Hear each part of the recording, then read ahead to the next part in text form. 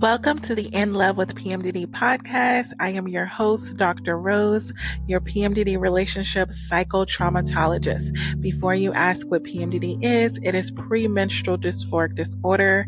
And if you're listening to this podcast, maybe you have PMDD or your partner has PMDD. It doesn't matter. I work with both individuals. And what I do is I give you my strategic trauma transformational tools that help you stop the monthly PMDD breakups, get rid of the stress, the arguing, and the fighting within your luteal phase and every other phase of your cycle. You are not alone in this. I have personally been suffering with premenstrual dysphoric disorder for over 19 years, and I'm here to give you tools on how to stop the monthly PMDD breakups. We got this. I love you. So today I have a special guest with us. We have Monica Tanner, who's going to come on and really talk about some of the ways that we can get through communication during the luteal phase and pretty much all phases of our cycle. And then also about navigating intimacy, which is something that if you know that the communication in your relationship, your PMDD relationship is off, then it's going to really seep into that intimacy that you'll have with your partner. So welcome to the show, Monica. Can you introduce yourself? Tell us a little bit about who you are, what you do. Yeah, thank you, Dr. Oz. It's a pleasure to be here with you. My name's Monica Tanner, as you said. I've been married for 23 years. We have 4 children. 2 are grown, 1 is married, and then 2 are still at home. So we are living a full, busy life. I work full-time coaching couples through intimate relationship issues. And let's see, what else? I wrote a book called Bad Marriage Advice. It's an Amazon bestseller. And I have a podcast called Secrets of Happily Ever After. So that's a little bit about me. I love that. I love that we can pretty much highlight some of the positive things about marriage and relationships. I know a lot of times on here, I'm talking about the downfall of that and kind of trying to get to the other side where you have that consistency of really getting what it is that you're wanting, kind of like ebbing towards, okay, this is the goal that we want. I always ask my private clients, where do you see yourself going? Because if we talk so much about the past, you can kind of get stuck there. So a lot of times when a lot of individuals have gone to talk therapy and they're talking about the same problems and the conflicts that they're having again and again and again, you find yourself feeling those same emotions as if you're back in the argument and you can't see yourself on the other side. And that's where there's thoughts of, breaking up, or maybe we shouldn't be together, or all of these things. And so I'm kind of wanting to know from you, what do you think kind of helps you stay in that positive mindset towards the goal and the vision of having that happily ever after? Because I'm pretty sure if we're in a relationship, that's the goal that we want to have. And we just don't want to feel like having premenstrual dysphoric disorder is stopping us and robbing us from actually having that. Yeah, absolutely. Well, for one, I'm not a therapist, so I don't go back in the past and do any talk therapy at all. I'm a coach, and the predominant, I'm certified in relational life therapy and sex therapy, which is confusing because I'm certified in all kinds of therapies, but I'm not a therapist. Mostly we talk about the dynamic, the dance that the couple gets in. And so that's what's really interesting about your show, is because it's such a specific period of time that couples deal with. And so perhaps they have a dance routine that they do in other periods of time. And then when they're dealing with this particular part of their cycle, they have a specific dance or dynamic that they do. And it's so important to be aware of that. That's the first thing I do with a couple, is I basically diagnose their dance. I get a picture of what their arguments look like, the way they deal with each other, what their losing strategies are, those types of things. And once they become aware of their dance moves, then they have a choice. They can change the dance. But I always say you can't see the label from the inside of the bottle. So a lot of times couples are locked into a dynamic that they can't see because they're in it. And so they need that outside perspective to show them, well, this is what you're doing to draw him into the dance. And then this is what he's doing to draw you into the dance. And you're getting locked in. And it happens, we're not aware of it. And so that's that awareness piece. That's the first thing we do. Then we talk a lot about inner child work and our adaptations and why we do certain moves that we do. A lot of it can have to do with the cycle and, but trying to minimize different symptoms of that. And then, so that would be the second phase of RLT. And then the third stage of RLT is teaching skills. Like, this is where you can insert a different dance move, but you've got to learn the skills, right? And I always try to remind my clients that you're going to be bad at it before you're good at it. It's like learning a sport or an instrument or anything else you want to get good at. You've got to be clunky and bad at it. You've got to practice it until you're good at it. Love that you reference the dance, because when you have premenstrual dysphoric disorder, there's 7 to 10 to 14 days even that you're not yourself, that you're experiencing those PMDD symptoms. So whether it's conscious or subconscious, you are going through a dance. You do shift and change in certain phases of your cycle. And I think, I've suffered with it for over 20 years now. And I think in the beginning, you never really wanted to admit to your partner that you were acting different or that you were different, because it felt like this kind of shameful thing. It's like, no, I'm not different. I'm the same. And I'm this. And, your partner on the outside looking in can see, like you said, that outside perspective. They can say, no, babe, you're actually different during these phases. And a lot of times I've had the partners even come to me and say, I think that there's something going on. And they've been the ones to highlight the PMDD, because it's like, we'll be fine.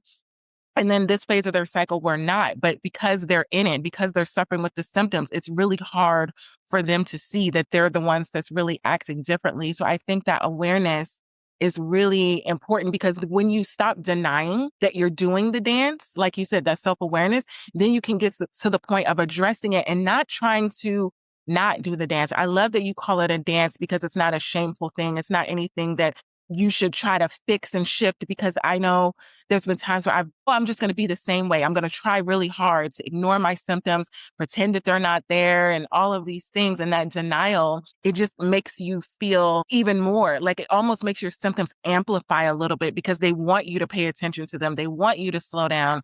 They want you to have those conversations about what's triggering you. But if you're denying it, then you never really get to that point. So I love that you call it something positive, which is a dance. So do you think it is beneficial for both partners to know what that dance is and try to navigate it in a sense of, okay, I'm aware that you're like this during this. This is actually the tool that you need to do, because this is what it looks like for us. Yeah, absolutely. I mean, the more understanding you can have of each other and what goes on in your inner worlds, your inner workings, physically, mentally, spiritually, and everything, the better team you're going to make, right? The better dance you're going to do together. Yeah. And I think one of the misconceptions is just the person that has premenstrual dysphoric disorder, from my audience, is the only one that's going through the dance. But what I really recognize is the partners in response to being in a relationship with someone with PMDD. They go through shifts and changes. Is it due to their symptoms? Do they have a disorder? No, but they do react to their partner going through those symptoms. And maybe when you go into PMDD, maybe you pull back a little bit, like you pull back the affection. There's certain triggers. You don't like loud noises. You don't want to be as social. You have a lot of fatigue. And so you have all of these things that you're combating that could be the complete opposite of your personality. So your partner may connect with you, which I've seen is partners connect with you when you're not experiencing PMDD symptoms. But then when you are, they haven't found a way to connect with you during that part of your dance, so-called. So it's not that, and then that partner in turns begins to like avoid. Okay, so for those 2 weeks of the month that you're experiencing the PMDD symptoms, they go do other things to try to avoid having that version of you, instead of embracing that part of the dance and seeing how they can get their needs met, get that love, that attention, that validation, even though they're in that part of the dance. And I think that's when we get into the intimacy part of it. It is, how can I intimately connect to my partner when they're in their PMDD, when they're in the luteal phase, and when they're not in their luteal phase and they're in, maybe their ovulation or their menstruation cycle.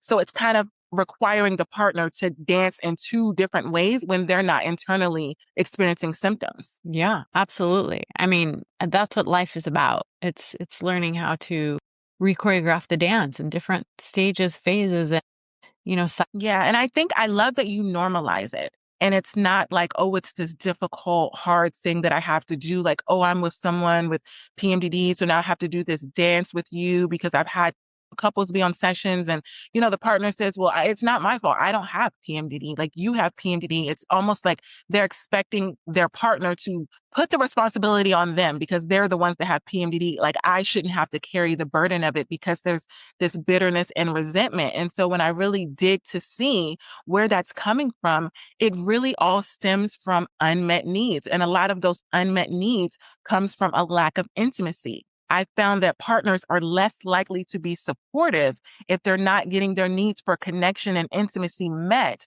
So then when they get in that phase of the cycle where their partner's experiencing PMDD, they're not as supportive. So do you find that intimacy is kind of affected by whether that individual is getting their needs met or not in the relationship, or whether they're feeling seen and validated in things that they have going on? Yeah. I mean, I believe so strongly that in a healthy, strong marriage, we teach each other how to treat us, right? And so if we have needs, desires, or longings that are going unmet, we need to learn how to skillfully express that to our partner. And it's a constant negotiation. That is the dance, right? So, yeah, you may have different needs, desires in the different phases. You might have different needs and desires, and your partner, might have the same needs and desires. So it's important to both speak up about what's happening with you, what you're able or incapable to give in the different parts of that cycle, and then come up with solutions, right? Your partner may need something that you're not capable of giving during that part of your cycle.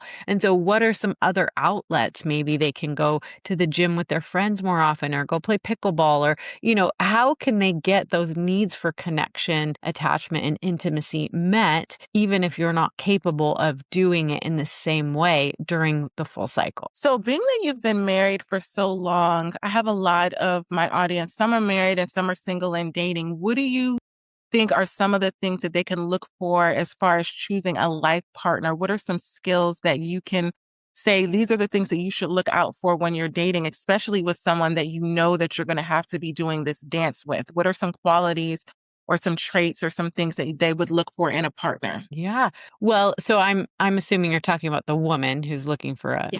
partner. So either way, whether you're looking for a female partner or a male partner, Mhm. you want to find somebody who is willing to do the dance with you. I mean, it's funny when my son called me and told me he had met the girl he was going to marry. The first question I asked is, have you had a disagreement? So you Mm. want to see how they handle, because you're different, because you're so different. In the beginning stage of marriage, you've got your hormones and pheromones that are doing the heavy lifting. And you're like, what could possibly go wrong? I love this person. I love everything about them. Right. And you're overlooking a lot of your differences because you're like, oh, it's so great. But once you get married or in a long-term committed relationship with this person, those differences might start to be annoying to you, right? So you want to know, what is it like to disagree with this person? What is it like when our differences come to the forefront? Can we navigate or negotiate these things together? Are they going to stand up for their needs? Right? You do want to find a partner who's like, hey, listen, I realize you're having a hard time right now, but here's what I would like to see happen. You don't want them to just be like, oh, it's fine, and then avoid you, or do something that you don't like. I mean, I think communication, honesty, being able to stand up for yourself, all those are just really important qualities to look for in somebody that you're going to potentially spend your life with. And I know for a lot of individuals in my audience who are dating, they have this fear about telling the person that they're dating or seriously in a relationship with that I have PMDD and this is what it looks like. Number one, nobody really knows what it is. So then if they start Googling it, it's probably this scary thing. Yeah, they're just like, what is that? And so they have that fear. So when you said speak up for yourself and kind of say what it is that you need in the relationship, they know that they're going to need a partner that's going to be able to do this dance with them during Right. every single month. Like it's not even a situation where they have to have an argument and then they have to do the dance. It's like it's guaranteed every month we're going to be doing this dance because I'm going to be doing the PMDD dance. So I need I to would find that. definitely make Yeah. sure your partner understands what that's like, and even be able to point it out. Like, listen, I am in my PMDD stage right now. So this is what it looks like, right? So this is what it looks like to be with me when I'm feeling this way. And this is what it feels like to be with me when it's the off cycle, right? And so really pointing that out to the partner, like knowing what you're going to get. Like my husband and I, we always always laugh because there'll be something that comes up. Like I don't make treats very often. So we have this joke. My husband's like, man, I wish you'd make cookies every once in a while. And we had the conversation when we were dating. He used to have girls that would bring cookies and baked goods to his apartment all the time. And I remember saying, do you like that? Because I not that right? And so he was always like, no, no, I like you, right? And so we got married, and whenever he like brings up like, man, if you just would make some cookies more often or something, I'm like, you knew what I was when you picked me up, right? So that's the phrase that I remind him, I didn't hide that from you. Like I made it very clear that I was not the type of girl that was constantly in the kitchen doing baked goods. If he wanted that, he should have found that, right? And so yeah, you never want to get to, not that we're not growing and evolving and changing all the time, but you never want to get to a place where your partner feels like you withheld information that was important from them, right? So, when you get to the hard parts of the marriage, you want to be able to say, I pointed this out to you, you knew what this was, right? And so, that type of honesty and forthrightness is going to be really important. You don't want to trick somebody into marrying you and then all of a sudden they're like, oh my gosh, I had no idea. What is this thing? And you're like, yeah, by the way. And I think it's a delicacy, especially when you love someone, you care about them, you really want to be with them, a delicacy to what am I willing to compromise on? I may not cook dinner. If you don't like cooking, like I have a client, she doesn't really like to cook, but there's certain days of the week that she agreed to do it. Like, okay, on Sunday dinners, I'll do Sunday dinners. But during the week, I'll either meal prep or you will figure it out, order out or certain things. So there's kind of that dance that they had to do because she couldn't just come in and say, I'm not going to feed you. And then have the expectation that he's going to be like, I'll sign up for that when he knows he likes to eat. Yeah. So it's kind of like not negating things that are really like, if she would have turned into a baker and all of a sudden every, day she's in the kitchen making stuff from scratch and all the things, because, they get it from their moms or their grandmas and they want to have women that, oh, my grandma used to do this and my mom used to do this. So they want to marry someone that's the same, but she would have become resentful. So I think what happens is when you don't speak up for yourself and you compromise outside of what it is that that you really desire to do, even for that person, eventually over time, you get bitter and resentful about it. And then you get upset with them or you treat them differently and they don't understand because they're like, you've been doing it this whole time. Why all of a sudden do you have an issue with it? Why is it coming up now when we're talking about it in coaching or counseling or therapy? Because you've been doing it all this time. But I feel like there's always this enough is enough. I'm tired of this. I can't continue to do this. And a lot of times it's months, weeks, years later because they didn't really take the time to feel brave enough to speak up. So what do you think is some of the things or some of the reasons why people don't speak up and say what it is that they really need, or what they're willing to do and what they're not willing to do? Yeah, I think there's all kinds of reasons people don't speak up. Some people are very non-confrontational. They think that it's better and they just don't know how, or they don't have the skills, or they never saw it modeled. So that's one reason why people don't stand up for themselves. Some people are afraid of the reaction they're going to get. Some people are very controlling as far as how other people see them. Mm-hmm. And so they're not very forthcoming with different things because they're trying to manage, like, am I going to be liked? Am I going to be accepted?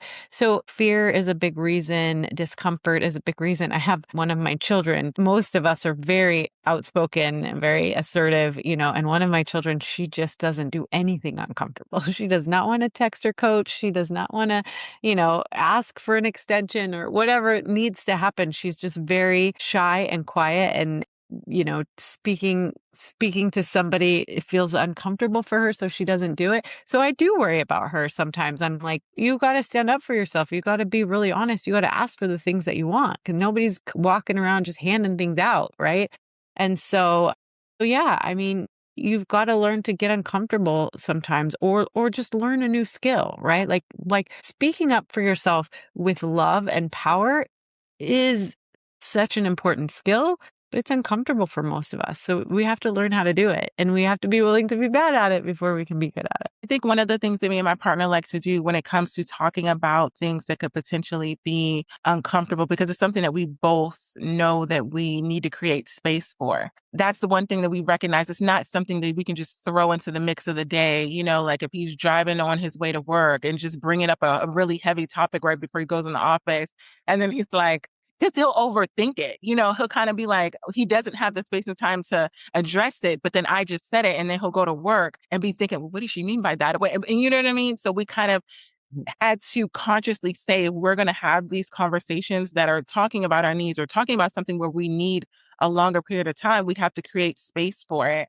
Yeah. So we do like walk and talks, like we'll go on a walk because we find that it's better if we have space and time. We don't have to worry about coming back and getting this for the kids or going to do something for work, or we have another pressing thing, consciously creating that space and time and doing it intentionally on a weekly basis. Because I feel like for individuals who have busy schedules and they have a lot going on, you could easily have weeks and weeks and weeks of built up things that you've just not said, and you get on autopilot. And I know for individuals who have PMDD, they're holding in a lot, and they kind of feel like a burden sometimes because they're emotionally spiraling more, and they feel it, and they have all of these thoughts and things and triggers and stuff. And it's like, okay, well, I don't want to bring it up to my partner because last time I did, it caused an argument.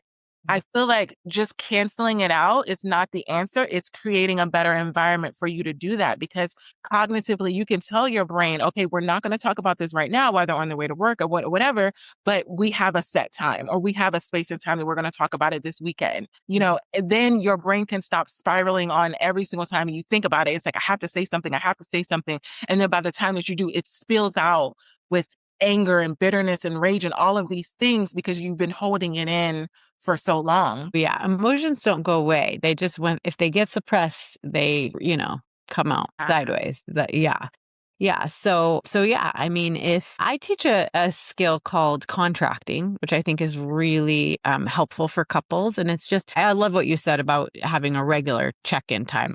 Walking with my husband is one of my favorite things to do, but I always tell my couples, especially when it comes to intimacy, you should be having like a sex talk Tuesday, like have an appointment on the calendar where you're checking in about the important topics in your marriage. For most of my couples, it's intimacy. But yeah, if you have things that you want to talk about at a different time, like, hey, listen, I noticed, this pattern keeps coming up. So I'd love to chat with you about it. Is now a good time? Right. And that keeps you from like bombarding your partner when they just came in from a stressful day of work, or if they're on their way to work or something like that. You just check in, you say, listen, you give them a little inkling of what you want to talk about. And you say, I've been thinking about this. Is now a good time to talk? Or can we come up with a time in the next couple of days? And that way you're not ruminating on it either. You have a set time. You're like, okay, let my partner come in, change clothes, get something to eat, like kind of wipe off the day, and then they'll be available to give me their undivided attention. I love that. I love that. And I love that communication script. And I always say when you give examples of that, like, however it sounds natural to you, but getting across that point is amazing. So going into what you were talking about with intimacy, what would you say to a couple who has struggled with intimacy so long, where they're kind of like roommates at this point, like it's become normalized? I see that a lot with my clients where, they've gone months and months, almost a year, years, and then they just got conditioned to not do it. They're over functioning in other areas to compensate. Like, oh, we're really good with the kids, or we're really good with sharing, the bills and the chores and the da da da da. And intimacy is so far gone, and it's been so far gone for so long that they both kind of accepted that, I guess this is how it's just going to be, And so it's kind of like, to bring it up when it's been gone for so long, how do you kind of reignite it? Because it's not really just about the sex itself. It's about, there's an aspect of their relationship that they both just lost hope on. Yeah. I mean, so important. I just recorded a podcast. It'll be out next week on my show. That's really about, to me, I think there are three really important components of a healthy, thriving sex life. And so you have to look at each of these three components. The first one is emotional safety, the right context. Are you creating conditions for intimacy? Meaning, do both partners feel safe? Now, an example is if you're constantly criticizing your partner, how they look, their weight, how they deal with the kids, you're coming home to a messy house or whatever, if you're constantly criticizing your partner, they're not going to feel emotionally safe to like completely be vulnerable and disrobe and, share this experience with you. So you've got to consider, like, do we have emotional safety? Have we created a safe space where we can be ourselves, where we can be accepting? That is a I think of intimacy, as sexual intimacy, as a place that we go, not necessarily a thing that we do. That broadens the menu of, it's not just one thing is sex, but it's a place that we can go to be together, to connect, to really just be taken care of. If that means, halfway undressing and having your partner play with your hair, then that's a sexual encounter, right? It's like, what do you need to feel cared for in this moment?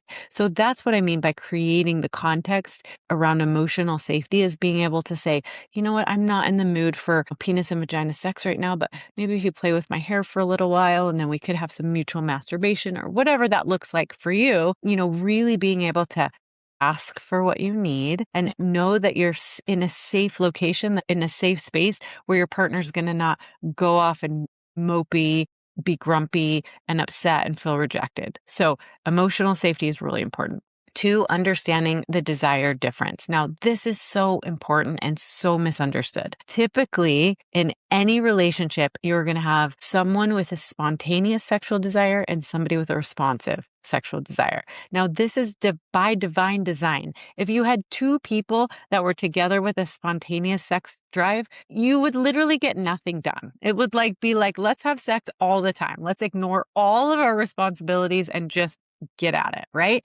So 2 people with spontaneous desire is not a good combination. But then if you have 2 people with a responsive drive, then you're really not ever connecting in that way, because for a responsive desire type, desire has to be, it's like a warm-up period. You have to know what creates desire, and you have to be willing to put a little bit of time and effort in to closing out the tabs. I say mental tabs, right? Like on my computer, I have all these tabs open. I am the responsive desire type in my relationship. And I can't get into sexual intimacy if I'm thinking about 1,200 things that need to be accomplished today. So help me close out my tabs, understand my bridges to desire. For me, it's fun and playfulness and laughter, right? I need to be relaxed. I need to be having fun. I need to know that I can come here and be with you, and you're just going to accept me, even if I'm in a fight with my best friend and, the kids burnt something down today, and right? I need to know that I can come here and just be loved.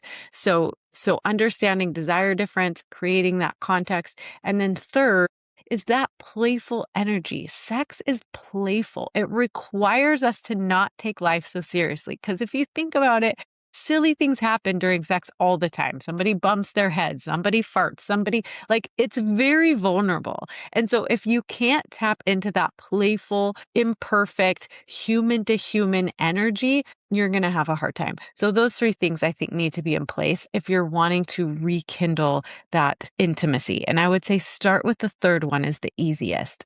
See if you can tap into that playful energy. Watch a comedian who talks about marriage. Or send each other silly memes. Send a flirty text in the middle of the day. See if you can't tap into that fun playfulness, hey, it's just me. I'm imperfect. You're imperfect. We're just doing this life as imperfectly as we possibly can, right? That's the type of energy that's going to make you want to fall into each other's arms. Love that you said the 3rd one first, because I think that really will break the ice. Sometimes it can get really serious if they haven't had intimacy for a long time. It's like this wall has been built up, And so if you're kind of playful about it in a way that is specific to your partner, if you're thinking back to the times where you're just thinking about their personality and how they like to have fun, and kind of just, tapping them on the butt or something, or just doing something that ignites their body being responsive to you in a playful way, but then also showing them that you're accepting of them in that intimate way where I'm open with you. It's kind of opening the door to something versus, oh, we got to sit down and have this really hard conversation about why we haven't had sex, and I have to explain why I haven't been, there's this competition that keeps coming up where I initiated last time. Usually you don't ever initiate it with me. When they finally do have a conversation about it, it's a competition thing. And it's not really about that. It's about desiring to be close. And a lot of times, if one person wants to be close, the other person wants to be close too, but they just don't know how to come together and say it in a way where they're not blaming and shaming and criticizing each other. So I love opening it up and just being playful. And then going back to the first one you said, I think it's so important for my audience to hear that you can have moments of intimacy without it ending up being sex. where it's penis and vagina, like you said, or vagina, vagina, penis, whatever it is. Right. They think if it's not intercourse, then we didn't do it. Right.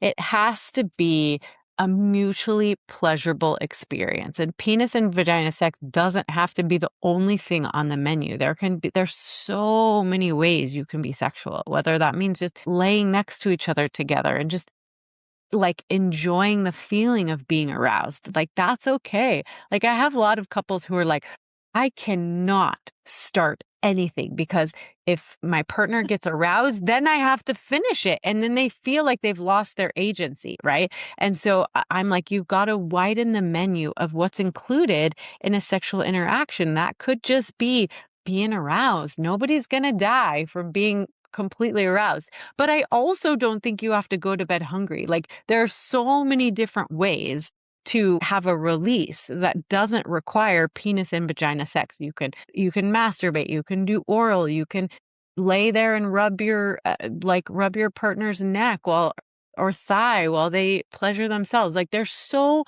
many things that are included in this sexual experience that doesn't have to be, okay, I started something, now I've got to just lay out and let him take it from me. It's different, but you've got to establish that. You've got to create that. Yeah. I love that, where it can look different for two different people. So I had something that my partner said actually to me a couple weeks ago. He was like shaving like the next morning, and then he just came out of the bathroom and he was like, were you satisfied last night? And it came out of nowhere. I was like half asleep. I was like, what? What's going on? Because it's getting ready earlier than me. He's like, were you satisfied? Like it was on his mind. And I think I was so glad that he asked the question versus the next morning he's going off spiraling in his mind, wondering. And I think we need to normalize having those conversations, even if it's not as direct as that. But sometimes people can get insecure in their mind of thinking like, I know I had a good time. I enjoyed myself. But like, if the person didn't give that kind of mutual, or you didn't, get that kind of confirmation, I think normalize making sure that your partner was satisfied when in moments that you are, because then when I was like, yes, were you? He was like, absolutely. But I just wanted to make sure that you were good. And I'm like, no, I wasn't. But I like that he opened up and had that conversation and felt emotionally safe enough to do that versus assuming, because I think a lot of times you can get in your head about it. If you're just going off of getting the confirmation from yourself, like kind of like, oh, well, last time they did this and they didn't do this time and you know what I mean? And it's so programmed versus just opening up and having that communication and just asking, I think can get rid of a lot of the spiraling and the insecurities that can happen in your mind when it comes to making sure that it is a mutual experience as far as sex and intimacy is concerned. Yeah, absolutely. Yeah. So I am so grateful that you are here to kind of talk about some of the things. So tell me about your book, because I definitely going to put the link in the show notes. I want everybody to, because I know I also have couples that are already married, and they already are going through things and they just want to make it better while they're navigating being in a PMDD relationship. So what are some of the things that you have laid out in the book that kind of helps people in their relationship? Yeah. So the book is it's meant to be just like, I'm trying to make you smile. Like, I hope that those who have been married for a while it's meant to be like a beginner's guide and a cautionary tale. So like I wrote it for my son who was getting married, and I knew everyone was going to bombard him with what they thought is good marriage advice. And so I just kind of wanted to set the record straight. Like, these are all things that my husband and I heard when we got married almost 24 years ago.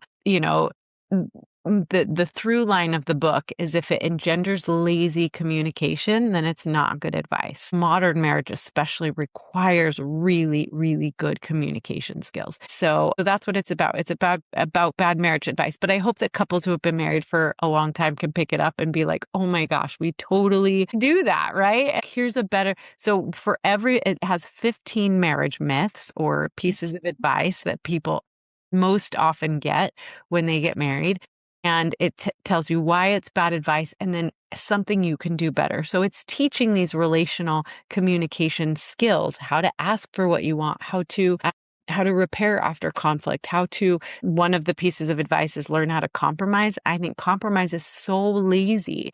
That's I give a little and you give a little until we meet in the middle and neither of us gets what we want. Compromise is like the worst, right? What I'd rather you do is get really clear about what do you value and what does my partner value. And then you put all of that information out on the table. You come up with solutions that are even better than either of you could have come up on your own because you put your two heads together, and because you're different, you've got so many more resources, right? And so, yeah, that's the book. It's Bad Marriage Advice. You can find it on Amazon or anywhere where books are sold. I love that. And I love that you're a coach. Coaching is my love. It's what I did before counseling because it's giving actionable tools. And I think so many times, like we were talking earlier, where you're just talking about something, and then you're left with this open wound. But what you're able to do is like, okay, I see where you are. I see where you want to go. Let's get clear on where you want to go. And then let me give you tools on how to get there. And it's as simple as that. And I love that you're doing that for your clients. And I'm just going to put your information down there, but I really appreciate you being here and sharing those little nuggets. Yes. So great to meet you. So great to meet you too. I hope these PMDD trauma transformational tools in this episode today helped you and your PMDD partner. If you're listening to this and you know that you need help further, you need customized PMDD relationship advice, go to inlovewithpmdd.com, get those counseling sessions. And until next episode, we got this. I love you.